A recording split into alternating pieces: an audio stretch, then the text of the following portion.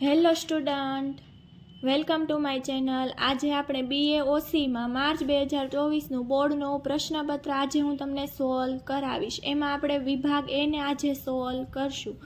તો વિભાગ એમાં પહેલો MCQ છે, વ્યવસાયી મંડળો પોતાના વ્યવસાય માટે કઈ બાબતોનું ઘડતર કરે છે? તો એનો જવાબ આવશે આચાર સંહિતા। બીજો MCQ, તમે તમારા માણસોને સાચવો, તમારા માણસોને બાકીનું તમારું બધું જ સાચવી લેશે। આ વિધાન કોણે કહ્યું? પ્રોફેસર ઉર્વિકે। ત્રીજો MCQ, એકમનું જીવન ધ્યેય નક્કી કરતી યોજના કઈ છે? વ્યૂહાત્મક યોજના, એટલે કે બી ઓપ્શન આવશે। ચોથો MCQ, નીચેનામાંથી કઈ વ્યવસ્થા તંત્રમાં વિભાગ કરતા કાર્યને વધારે મહત્વ આપવામાં આવે છે? તો એનો જવાબ આવશે બી, કાર્ય અનુસાર। પાંચમો MCQ, જે એકમમાં સમગ્ર સત્તા ઉચ્ચ સંચાલકો પાસે કેન્દ્રિત હોય તેને કયા નામે ઓળખવામાં આવે છે? એનો જવાબ આવશે એ, કેન્દ્રીકરણ। છઠ્ઠો MCQ, માનવ સંસાધન સંચાલનનું મુખ્ય કાર્ય કયું છે? તો એનો જવાબ આવશે સી, કર્મચારી યોજના। સાતમો MCQ, બિન સંચાલકીય કર્મચારીઓની પસંદગીની પ્રક્રિયા કેવી હોય છે? તો એનો આવશે જવાબ બી, ટૂંકી અને સરળ હોય છે।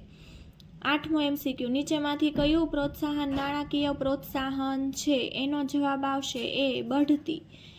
નવમો MCQ, તળ સપાટી સંચાલનથી અહેવાલ સ્વરૂપે ઉચ્ચ સપાટીના સંચાલન સુધી માહિતી મોકલવાની પ્રક્રિયા એટલે શું? એનો જવાબ એ આવશે, માહિતી પ્રેષણ। દસમો MCQ, આયોજન અનુસાર કાર્ય થાય છે કે નહીં તે જોવાની કામગીરી સંચાલનનું કયું કાર્ય કરે છે? એનો જવાબ આવશે ડી, અંકુશ। 11મો MCQ, સંપત્તિના મહત્મીકરણનો હેતુ બીજા કયા નામે ઓળખાય છે? એનો જવાબ આવશે સી, ચોખ્ખું વર્તમાન મૂલ્ય। 12મો MCQ, વિદેશી રોકાણ સંસ્થાઓને તેની નોંધણી કોની સમક્ષ કરાવવી પડે છે? ડી, સેબી। 13મો MCQ, એક વર્ષ કે તેથી ઓછા સમય માટે પાકતી મુદત ધરાવતી જામીનગીરીનું બજાર એટલે? તેનો જવાબ આવશે સી, નાણાં બજાર। 14મો MCQ, જામીનગીરીઓના ખરીદ વેચાણમાં કેટલા પ્રકારના ઓર્ડર હોય છે? જવાબ એ, 2। 15મો MCQ, બજારીય વિભાવનામાં કોણ કેન્દ્ર સ્થાને હોય છે? તેનો જવાબ આવશે સી, ગ્રાહક।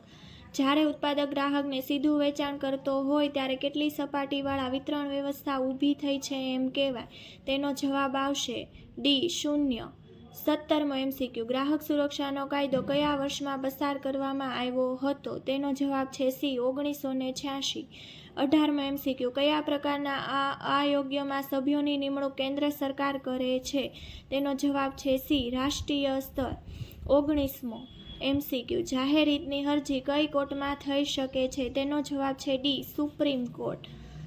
20મો MCQ, વિદેશી હુંડિયામણ માટે ભારતમાં હાલ કયો કાયદો અસ્તિત્વમાં આવ્યો છે? તેનો જવાબ છે ડી, ફેમા। જો તમને બાળકો મારો વિડીયો ગમ્યો હોય તો તમે મારી ચેનલને લાઈક અને સબસ્ક્રાઈબ કરજો।